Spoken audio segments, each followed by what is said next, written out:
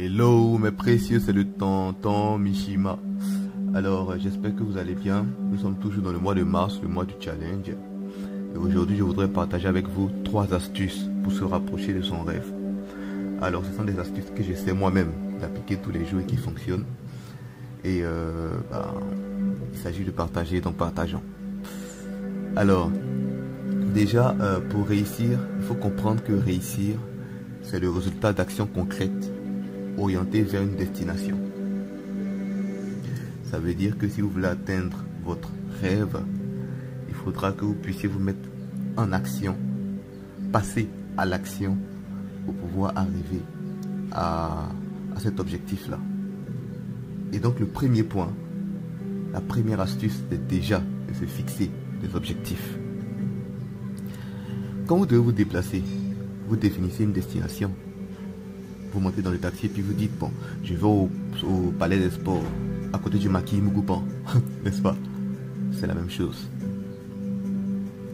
Lorsque vous voulez atteindre un but, vous devez savoir exactement ce que vous recherchez et vers quoi vous vous dirigez. Celui qui ne sait pas où il va tourne en rond. Vu qu'il ne sait pas quoi faire, ni comment le faire, alors il ne fait rien. Il passe son temps à accuser les autres de sa situation. Mes précieux, votre vie dépend d'abord de vous. Il faut arrêter de vous donner des excuses pour rester au point A. Définissez votre point B et marchez vers lui. La deuxième astuce que je voudrais partager avec vous, c'est qu'il faut établir son plan d'action. Après avoir défini son objectif, il faut établir son plan d'action. Il faut tracer son chemin. Comme on dit chez nous, on ne peut pas manger un éléphant un coup. On doit le découper en plusieurs morceaux. Donc si votre objectif c'est de voyager, il faut comprendre qu'il y a des étapes intermédiaires à respecter pour que ce projet devienne réel. À moins que vous ayez un balai magique dans le placard qui vous permet de faire les longues distances chap-chap, il faudra faire les choses dans l'ordre. Et dans ce cas de figure là, il faudra par exemple préparer votre passeport, obtenir de visa, réunir l'argent, acheter votre billet avant d'effectuer le voyage. Et c'est ce qu'on appelle le plan d'action. L'atteinte de ces bébés objectifs vous permettront d'agir progressivement mais efficacement jusqu'à ce que vous atteigniez votre but. Et bien entendu, sur le chemin, vous allez rencontrer un ami, enfin quelqu'un qui veut être notre ami, qui s'appelle la paresse. Et ça, c'est le troisième point. Lutter contre la paresse. Vous savez, la paresse, c'est l'ennemi de tous ceux qui veulent se réaliser. Chaque jour, il va venir vous draguer. Et si vous lui dites oui, vous êtes dans le pain.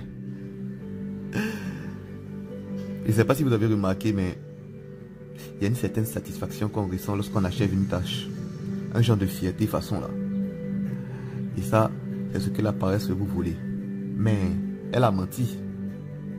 L'astuce que j'utilise et que je partage avec vous pour vaincre la paresse, c'est que je fais le contraire de ce qu'elle me recommande. Pour réussir, il faut être plus fort que la paresse.